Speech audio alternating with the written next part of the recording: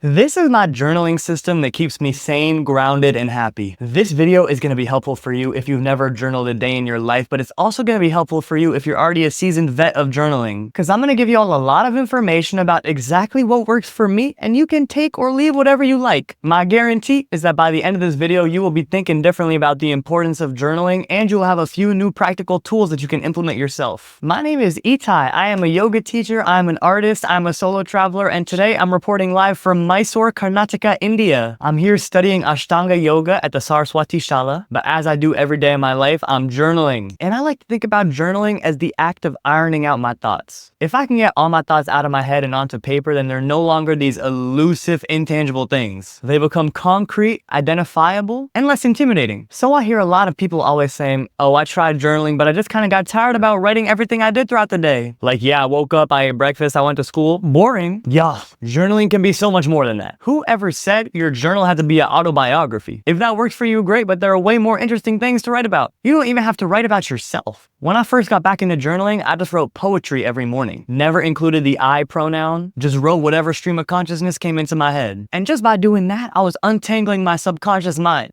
Now I journal in a few different ways, and that's what I want to break down for you today. Starting off with something that is beneficial to everybody who's never journaled before or is not comfortable with the practice. And that is a book recommendation called The Artist's Way. I'm currently going through The Artist's Way, and it's not just one of those books that you can tear through in a week. It's actually a 12-week course and requires 30 minutes of work every day. And what is that work? Journaling. You might be thinking to yourself, yo, how can I journal for 30 minutes in a row if I've never written a page in my life? Listen, I would say only the top 5% of journalers write for 30 minutes or more on a consistent basis. But when you try it, you will be hooked, because writing for 5 minutes is not enough, y'all. Imagine an iceberg, because the tip of the iceberg, what you can see from above water, is not interesting. Everybody knows what's going on, not too profound, not too revolutionary. But you got to shave off the tip of the iceberg before the underbelly of the iceberg can come to the surface. So that's why we journal for 30 minutes. Because only once you get all the obvious stuff out of the way will the real gems start revealing themselves to you. And by the end of 30 minutes, you will feel like you just had an enema, an absolute cleanse of all the junk that was built up in your subconscious mind. That wasn't serving you, but you were hoarding without knowing it. So The Artist's Way teaches us how to write for 30 minutes every day. It's an exercise called the morning pages, and the author provides a brilliant framework for how to do it. Now, I know the title has artist in it, but it's for everyone, whether you identify as an artist or not. Every day you make creative choices. What food you eat, what clothes you wear, what words you speak.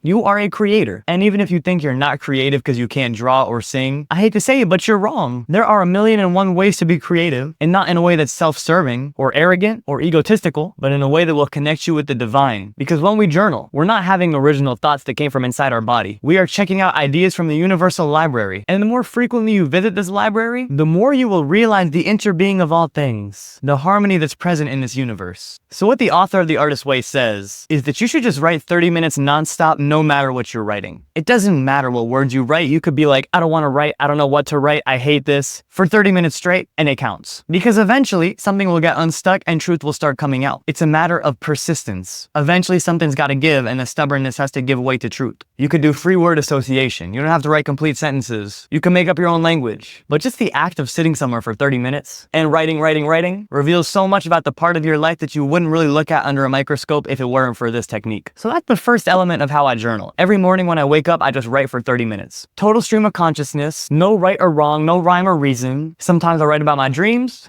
Sometimes I'll write about my creative ideas. Sometimes I'll write about my emotions, what's bothering me. Sometimes I'll ask the universe some questions. You can write anything you want. So if you've never journaled before, that's really what I recommend. And if you're listening to this and you're thinking, damn, I've been journaling for 5 years, but never more than 10 minutes, try to stretch that time. Try to stretch your endurance, and the benefits will become obvious to you. So that's number one, The Artist's Way. Let's move on. Now, next I want to talk about taking notes, because as amazing as The Artist's Way is, it deals primarily with your right brain. That is, your sentimental brain, your emotional brain, rather than your left brain, which is much better at logic, task completion, and being rational. If you just use one brain or the other, your experience in this life is going to be flawed. But the balance of the two is the mark of a true yogi. And beyond that, the mark of a powerful person. So after I get done spilling my heart in my morning pages, I go to this other notebook, which is only for lists. I'm not allowed to write a complete sentence in here. And that might seem like a strict rule, but listen, I already got another notebook where I write entire soliloquies to myself. This secondary notebook is the one that says, yeah, okay, now that you're through with all that sensitive stuff, let's do something practical that's gonna help you get through the day. So I write all kinds of lists. Usually I got like 5 or 6 lists every day. It can be things I need to buy from the store. It can be different work items I need to do on my computer. It can be different practices that I want to incorporate in my yoga sadhana, different ideas that I have for videos or art that I want to make throughout the day. But one of my favorite lists that I've been running for a few weeks now is called Areas of Study, and it's all about mindful consumption. So first of all, we all know consumption is a complicated one, especially with social media and the internet being everywhere. It's so important to create before you consume, and if possible, create more than you consume. Journaling is a great way to help that. But you can take it a step further with areas of study. Areas of study is just things that you're interested in studying, setting yourself up to consume intentionally rather than mindlessly. Because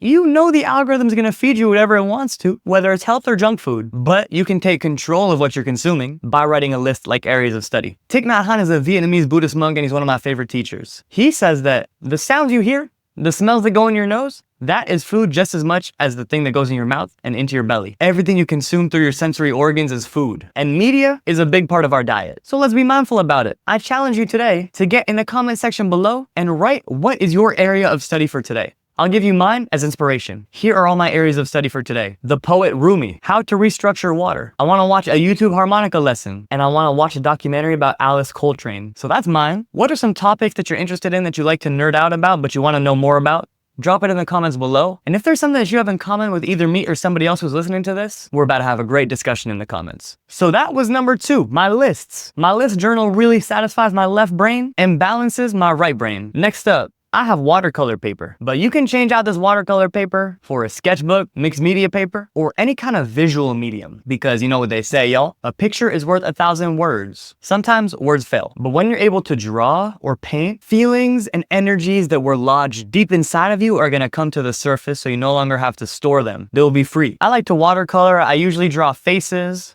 that are very emotive and other abstract figures, but there's no right or wrong way to do this. You can just draw squiggles, or you can do a still life with an apple and a banana in it. That drawing is going to be charged with the essence of you. And even if you look at the completed piece and you don't feel anything, I guarantee you will feel something while you're making it. Because by taking the time to create, you are opening yourself up to listen to your surroundings and receive messages that you might have been closed off to otherwise. So that's number 3. And just to recap, we already went over the artist's way, where I just journal whatever I want for 30 minutes every morning. Then we got the lists, which I keep coming back to throughout the day, adding little items to each list, crossing them off as I complete them, and boy, is that a satisfying feeling. And then number 3, we got the watercolor paper, but it doesn't gotta be watercolor. Any kind of visual medium that you come back to once a day. You could just spend 5 minutes on it if you want, but it's gonna feel so good once you have a whole body of work, of paintings or drawings or collages that you work so hard on. Number 4, I got this little pocket-sized notebook that's about as large as my phone, and I bring it with me everywhere I go. Now, I do whatever I want in here. Sometimes I write poetry, sometimes I draw pictures, sometimes it's a list. But the point is I have it with me on the go. If an idea comes to me when I'm walking down the street, I can always record it. But I would say the biggest benefit of this is that it's a great alternative to my phone during downtime. When I'm at a restaurant by myself waiting for my food, when I'm waiting for the train, when I'm in any kind of transition moment, when I have this notebook, I can pull it out instead of my phone. I can play hangman with the person next to me. I can write myself a little motivational speech. I can make a list of what I learned throughout the day. The possibilities are endless, but it's just less time on that phone and more time spent listening. And the one golden thread that runs through all these mediums of journaling is that usually we think about creativity wrong. We think about creativity as something we have to reach for to really strain for. But creativity is just taking notes on the universe, as you would during a lecture. And the information is infinite and always available to you. You should never have to strain to write something down. Just observe. You will inherently be observing it through your own unique lens and creating something that only you could create. So that's why I keep this little baby journal on me at all times when I'm out and about. But I can always take notes on the information around me. Because all information is divine messaging. Nature does not make mistakes, and everything happens for a reason. So why not notice it? Next, I want to tell y'all about this app that I've been using, and they haven't told me to say this. I'm just a really big fan. It's called VoicePal. It was founded by an amazing creator named Ali Abdaal, who you might know. But essentially, it's an app for your phone that's like a scribe. Sometimes, when thoughts and feelings are moving through you, you might not feel like picking up a pen because your pen can never move as fast as your thoughts or as your voice. So this is an app that connects to your phone's microphone. You just talk into it, and it turns your speech into text. And sometimes I write journal entries this way too. When I want to just explain something that happened as if I was talking to a friend rather than writing a note to a pen pal, I just whip out VoicePal and I record an audio message. And the best part is it comes back in perfect prose. So if you stutter or use filler words, it's just gonna make it sound like everything you said was in perfect grammar, which is a really nice bonus. And then you can read it back like a real eloquent journal entry that includes exactly what you wanted to include. And I find that it makes me a better writer too, because now I know the advantage of writing something down versus speaking it out loud. But listen, to conclude, words cast spells, whether they're written or spoken or thought. They cast spells. They create your reality. So number one, keep it positive. That's most important, because you want to live in heaven or hell. That's up to you. But number two is keep the words flowing.